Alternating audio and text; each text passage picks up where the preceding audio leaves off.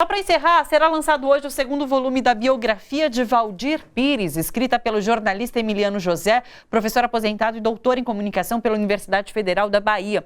Waldir Pires, além de deputado federal e governador da Bahia, foi ministro-chefe da Controladoria Geral da União e ministro da Defesa nos governos Lula. Emiliano está com a gente pela internet. Olá, Emiliano, seja muito bem-vindo. Olá, Thalita. Alegria estar aí com vocês, dialogando com a nossa gente, com o nosso povo e conversando sobre essa extraordinária figura que é Waldir Pires, que é memória desse país, uma figura pública que às vezes o país desconhece, mas que eu faço questão agora de rememorá-lo nesses 2 volumes que estou lançando aqui hoje, na verdade lançando o segundo volume, mas disponibilizando também o primeiro. Já fiz um primeiro lançamento aqui em São Paulo, do primeiro volume, e agora estou aqui na Anesso e com o Barão de Tararé também fazendo esse lançamento. Queria que você só falasse rapidamente sobre Waldir Pires. Ele foi um pioneiro no combate à corrupção no Brasil. O Waldir, ele é uma figura singular na história do Brasil. Muito cedo mesmo, ele se envolveu com a luta política, desde a adolescência, já lutando pela entrada do Brasil na guerra. Depois ele se forma em Direito, é o orador da turma, evocando num trabalho especial a figura de Rui Barbosa, de um Rui Barbosa com traços progressistas, que nem eu conhecia muito bem, mas na pesquisa fui conhecer um Rui Barbosa saudando o surgimento do Estado soviético, e o Waldir fala isso no discurso dele. Depois ele é secretário de Estado aos 24 anos de idade do governo Régis Pacheco, em São Paulo, elege-se em São Paulo. Olha eu aqui o ato falho. Na Bahia, o governador Régis Pacheco, ele é secretário do governador Régis Pacheco. Depois ele é deputado estadual e líder do governo Antônio Balbino, mais tarde deputado federal, e depois é um dos fundadores da UNB, pouca gente sabe disso, e da Controladoria Geral da União no governo João Goulart. Ele é um dos últimos a sair do Palácio do Planalto, quer dizer, o último junto com Darcy Ribeiro, quando do golpe de 1964, do golpe militar. Ele sai do Palácio do Planalto na madrugada de 2 de abril, que é quando se consuma o golpe de 64, com a bênção do STF dando posse ao Ranieri Mazzilli no golpe.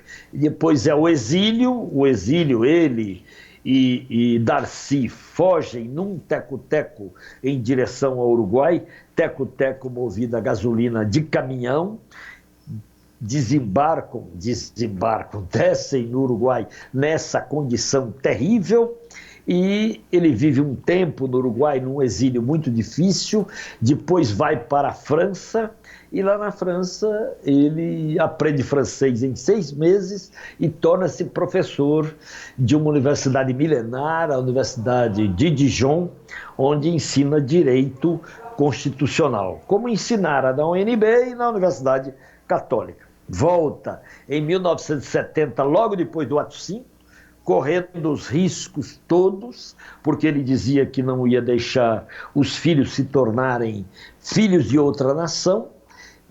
Fica 9 anos no Rio de Janeiro, numa espécie de terceiro exílio, e depois, em 1979, no dia 12 de janeiro de 79, ele volta para a Bahia, assume a liderança das oposições, até, numa jornada memorável, tornar-se governador do estado da Bahia, numa campanha que a Bahia nunca viu igual.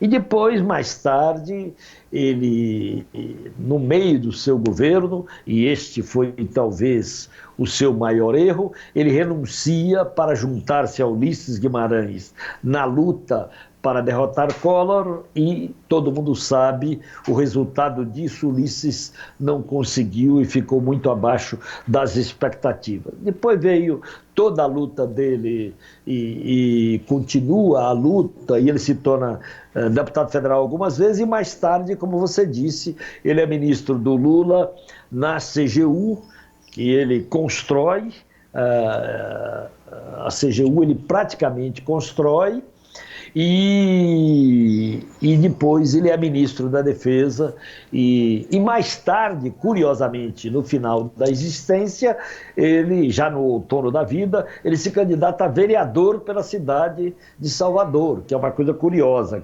E todo mundo, mas que loucura, o Valdir já foi tudo e tal, e ele diz, não, eu quero homenagear a cidade que me fez conhecer o mar, e termina a vida como vereador, logo depois do mandato de vereador, e ainda estando presente no lançamento do primeiro volume, ele logo depois, 7 dias depois do lançamento, ele morre. Sim. É uma trajetória para a gente nunca mais esquecer, sobretudo pela sua fidelidade à democracia, à igualdade, à luta pela igualdade, a democracia que ele dizia que era um projeto inconcluso na humanidade. Sim. E os detalhes dessa trajetória, então, no livro que vai ser lançado hoje à noite, a partir das 7 horas da noite. Emiliano, agradeço muito sua participação aqui no Bom para Todos. Muito obrigada.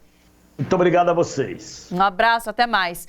Olha só, você que curte a TVT e quer contribuir com a gente para que a nossa programação chegue cada vez mais longe, se inscreva no nosso canal do YouTube/Rede TVT e torne-se membro.